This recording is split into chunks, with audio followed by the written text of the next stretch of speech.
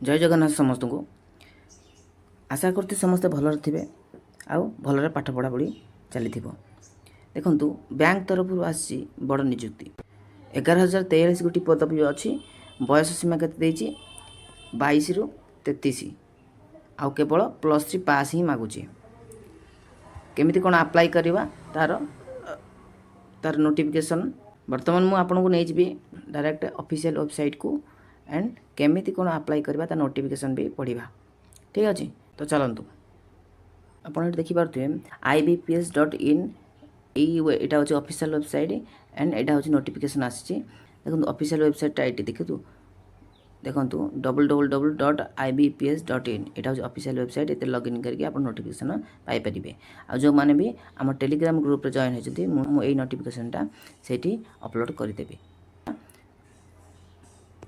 चलन ताल देखा सैलरी स्ट्रक्चर कौन एग्जाम केब हम एज कौन मागुची क्वालिफिकेशन आ सेंटर कोड रोटी कौटी जॉब करें तो संपूर्ण तथ्य जानिबा वीडियोटी पूरा देखंतु संपूर्ण तथ्य जानतु। ये देखंतु देजी ऑनलाइन रजिस्ट्रेशन डेट 1/8/2026 टू 21/8/2026 1 तारिख दिन बाहर अगस्ट 1 तारिख दिन 21/8 पर्यंत रहिबो आपन कोन ऑनलाइन रजिस्ट्रेशन करें बाकी पेमेंट जो करें सेटा हूँ 21/8/2026 यहाँ भी सेम रही पेमेंट भी आपंकर सेम रही ठीक अच्छे।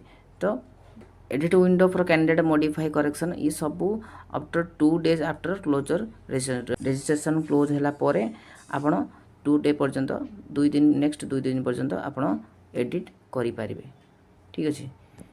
आपण 23 तारीख पर्यंत आपण एडिट करें। तो नेक्स्ट देखा download of call letter and online examination preliminary तो आप जो प्रिलिमिनारी एग्जामिनेशन हम आपंकर यहाँ हम सेप्टेम्बर 2026 ऑनलाइन एग्जाम हम प्रिलिमिनारी अक्टोबर 2026 ठीक अच्छे। रिजल्ट बाहर नवेम्बर यहाँ शेड्यूल बन शेड्यूल बनई सी जहाँ भी 5-10 दिन एपट सेपट हम यहाँ कि शेड्यूल से देदी नवेम्बर 2026 आसो and download call letter online हम November online examination main exam online हम एंड कौन हम डिसेम्बर 2026 रे प्रोविजनल अलॉटमेंट मार्च 2027 हो ठीक अच्छे 2027 यार कंप्लीट हम।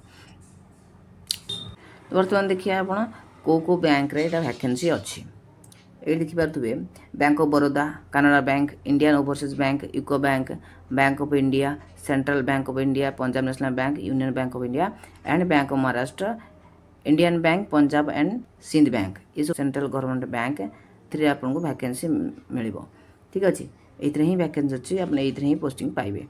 तो आपंकर जो सैलरी स्ट्रक्चर रही केते रही आप जानवे केमती ये देखो आप सैलरी स्ट्रक्चर देखो 24,050 रु बेसिक पे हो 24,050 आउ 64,480 हूँ मैक्सिममटा ये सैलरी स्ट्रक्चर कौन खराब नुहे CSA job customer service associated अच्छा भल जॉबटी रही। नेक्स्ट देखा एलिजिबिलिटी क्राइटेरिया जो देती आम देखा एलिजिबिलिटी क्राइटेरिया कौन रही देखो कैंडिडेट ऑफ इंडियन सिटीजन थे आप अदरवाइज नेपाल होते भी भूटान होते आप जानते नेपाल भूटान एवं वर्तमान तिब्बतियन रिफ्यूजी जो 1962 रे जो वार होता इंडियन चाइना वार होता पूर्व तिब्बत को चाइना जो कब्जा करता पूर्व जो मैंने रेफ्यूज मैंने से युद्ध पूर्व जो रेफ्यूज मैंने आम इंडिया को पलि आसते से रेफ्यूज मैंने आसिक जिते वर्ष रही मिनिमम 20 रु ऊपर वर्ष रही तो से इंडियन परमानेंटली सेटलिंग हो सारे से देदी कि a Tibetan refugee who came over to India before 1 January 1962 with the intention of permanently settling in India ठीक अच्छे और दे देती ये भी हो पारे तिब्बती मान जो मैंने रिफ्यूज आसती और देती a person of India origin who has migrated from Pakistan Burma Sri Lanka east African country of Kenya Uganda United Republic of Tanzania formerly Tanzania आगुरी थिला वर्तमान तांजानिया अच्छी and Zanzibar Zambia Malawi Zaire Ethiopia and Vietnam with the intention of permanently settling in India जो मैंने permanently settling India settling हाँ आसते से ये कोटाटा रही ही अप्लाई करने को अलाउ अच्छी ठीक अच्छे। तो ये देखो बयस सीमा देखो ये 20 ରୁ 28 वर्ष यहाँ हूँ यूआर कैटेगोरी पिलांई आईटी देखिपे जमीक एससी एसटी 5 वर्ष ओबीसी 3 वर्ष एंड डिजाबिलिटी 10 इयर्स ठीक अच्छे।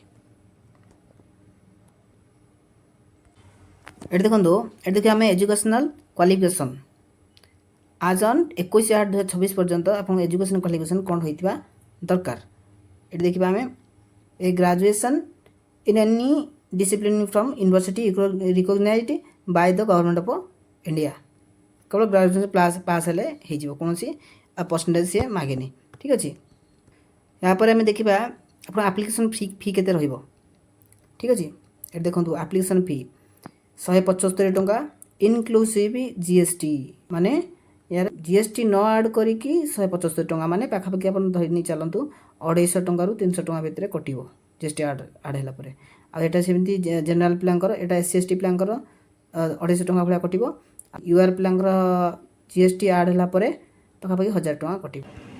तो जनरल पिलांक फी बहुत कम रोनी बहुत अधिक रोचे ठीक अच्छे। आईबीपीएस जॉब मानकर एतिकी फी ही रहे ठीक अच्छे। The structure of examination which will be conducted online are as follows देखो स्ट्रक्चर ऑफ एग्जामिनेशन कौन कौन रहिबो सिलेबस रे इंग्लिश रहिबो 30 मार्क 30 क्वेश्चन न्यूमेरिकल एबिलिटी जोटा कि हमर mathematics 35 mark 35 question reasoning ability रहिबो 35 टोटल रहिबो 100 मार्क 60 मिनिट घंटा कर एग्जाम 100 क्वेश्चन रहिबो ठीक अच्छे। बर्तमान ऑब्जेक्टिव टेस्ट रहिबो मेन एग्जाम तापर रहिबो एटा प्रीलिम गला एटा मेन रहिबो मेन एग्जाम रे कोन रहिबो general financial awareness 40 question 50 mark ये देखो 40 question 50 mark 40 question 40 mark general English reasoning ability 40 question 60 mark quantitative aptitude 40 question 50 mark total 160 question 200 mark रे हबो 125 मिनिट दिया जिवो आपन को ठीक अच्छे। बर्तमान नेगेटिव मार्क केते रहिबा आमे देखिबा नेगेटिव मार्क केते रहिबा आमे देखिबा नेगेटिव मार्क होची आपनकर 0.25 माने 4टी भूल हेले गोटे मार्क कटि जिवो। प्रीलिम एग्जाम टा केवल क्वालिफाइंग नेचर हबो and main exam attended in the online main examination only will be considered for final merit list ठीक अच्छे। तो केवल मेन एग्जाम रो मार्क अनुसार मार्क बेस्ड रे आपनकर मेरिट लिस्ट बाहर ठीक अच्छे। जदि गोटे मेन एग्जाम रे हम local language professionally proficiency test आप जो स्टेट पाई पकेबे हेटिकर लोकल लैंग्वेज आप जानी उचित। तो से लोकल लैंग्वेज गोटे प्रोफिशिएंसी टेस्ट हम एलएलपीटी तो से एग्जाम टे कंडक्ट करा जिवो। ये देखंतु qualifying the online main exam provisionally allotment but before joining the bank ये टेस्ट टी हम एग्जामिनेशन सेंटर विषय से देती ये आम देखा ये देखो वैकेंसी अंडर सीआरपी सीएसए ये सब केते कौन वैकेंसी अच्छी आप देखिपारे जो जो बैंक मु कही सी सब बैंक रे कोड़ी केते वैकेंसी अच्छी आम देखा आम आम स्टेट ओडिशा ओडिशा स्टेट रे केते वैकेंसी आम देखा ठीक अच्छे।